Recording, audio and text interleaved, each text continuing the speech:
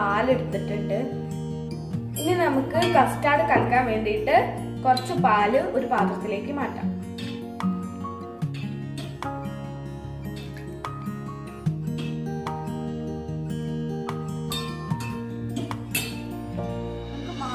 പാലിലേക്ക് 3 spoon custard powder ഇട്ട് കൊടുക്കാം. ഇപ്പൊ ഞാനിവിടെ എടുത്തിട്ടുള്ളത് വെനിലയുടെ കസ്റ്റാർഡ് പൗഡറാണ്. നമുക്ക് ഇതിലേക്ക് 3 സ്പൂൺ കസ്റ്റാർഡ് പൗഡർ ഇട്ടതിന് ശേഷം നന്നായി മിക്സ് ചെയ്ത് കൊടുക്കാം.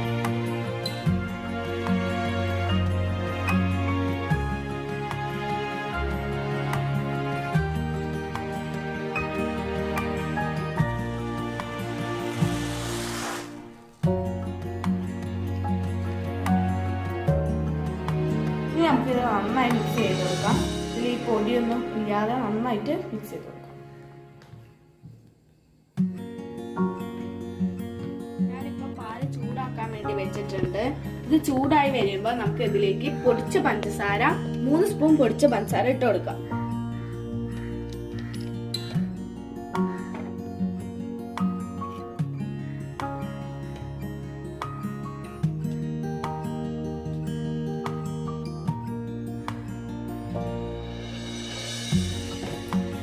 ഇനി നമുക്കിത് നന്നായി ഒന്ന് മിക്സ് ചെയ്യാം.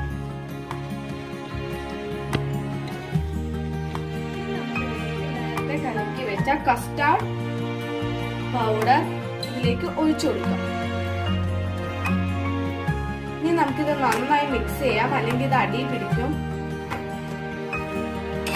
ഇത് സിമ്മിലിട്ടിട്ട് വേണം മിക്സ് ചെയ്യാൻ. ഇത് നല്ല ക്രീമായി വന്നിട്ടുണ്ട്.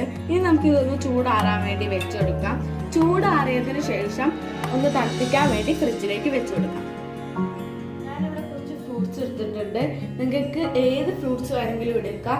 ഞാനിവിടെ എടുത്തിട്ടുള്ളത് അനാറ്, പഴം, ആപ്പിൾ, പപ്പായയാണ്. ഇനി നമുക്ക് ഇതിലേക്ക് 1 സ്പൂൺ പൊടിച്ച് വെച്ച പഞ്ചസാര ഇതിലേക്ക് ഇട്ട് കൊടുക്കാം. ഇനി നമുക്കിത് നന്നായി മിക്സ് ചെയ്തതിനു ശേഷം തണുപ്പിക്കാൻ വേണ്ടി ഒന്ന് ഫ്രിഡ്ജിലേക്ക് വെച്ചു. നമുക്ക് ആവശ്യമുള്ളത് 3 സ്പൂണ് സേമിയ വേവിച്ചെടുത്തത്.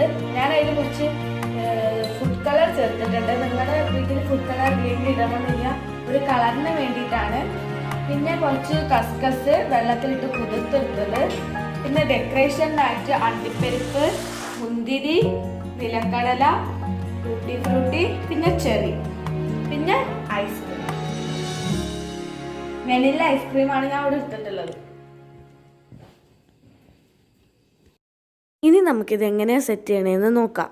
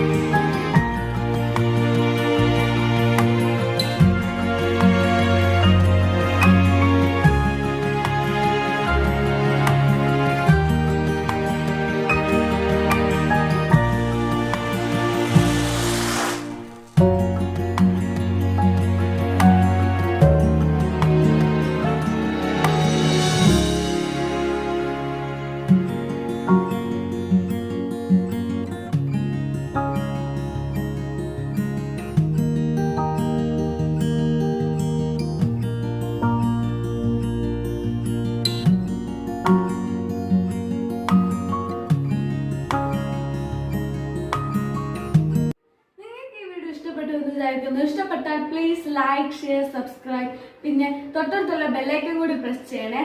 ഇനിയും പുതിയ പുതിയ റെസിപ്പി ആയിട്ട് നമുക്ക് വീണ്ടും കാണാം. അതുവരേക്കും ബൈ.